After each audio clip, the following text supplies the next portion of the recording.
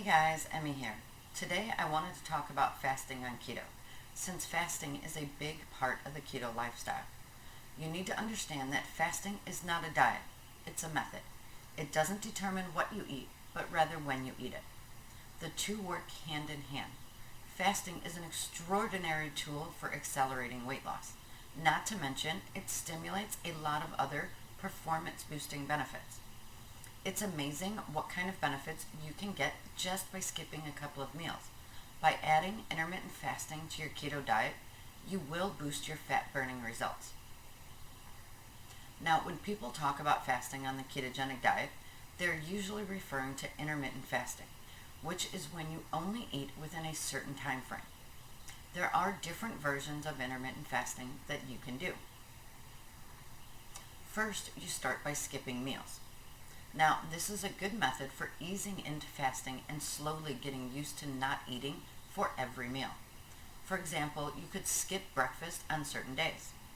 Another type of fasting is eating within a daily window. This is one of the most common methods. For example, you might only eat between noon and 6 p.m.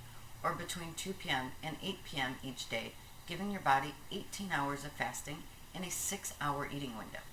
Some people will even shrink that eating window to 4 hours or even as little as just 1 hour a day, which is usually referred to as a one meal a day.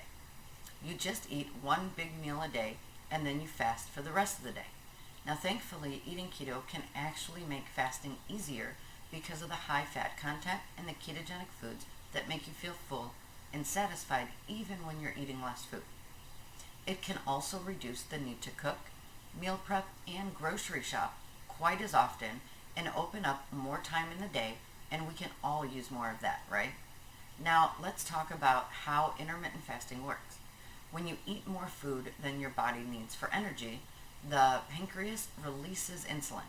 Insulin then signals your body's fat cells to store those extra calories as fat to use later. The opposite happens when you're fasting. Now, your insulin levels drop, and this signals the fat cells to release the stored fat. In other words, fasting allows your body to use up stored fat for energy, which is why we have fat stores in the first place. The body has two metabolic states, fed and fasted. The fed state is when the blood glucose levels are high, while the fasted state is when blood glucose levels are low. Glucose levels rise and drop depending on our carbohydrate intake for the most part. This is because our bodies are used to running on glucose rather than fat or protein. But besides boosting fat burning and weight loss, intermittent fasting also improves our overall health because our cells are under stress during fasting, and they respond to this stress adaptively by enhancing their ability to cope with it, making them more resistant to diseases.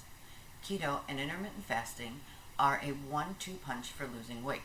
Fasting and keto both spontaneously increase fat loss, even when people don't intentionally restrict their calories.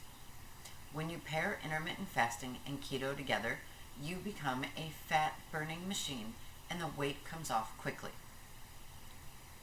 So here are a few additional points to keep in mind when fasting on a ketogenic diet. Simply fasting itself isn't enough. It's also important to combine it with optimal nutrition, enough sleep, and reducing your stress. Always remember to drink plenty of water in order to prevent dehydration. The take-home message here is that intermittent fasting and the keto diet are amazing complements to each other. They each provide great health benefits. Now, if you have any questions about anything that I've gone over today, let me know in the comments, and I am here to help. Thanks for tuning in. I'll talk to you tomorrow. Bye.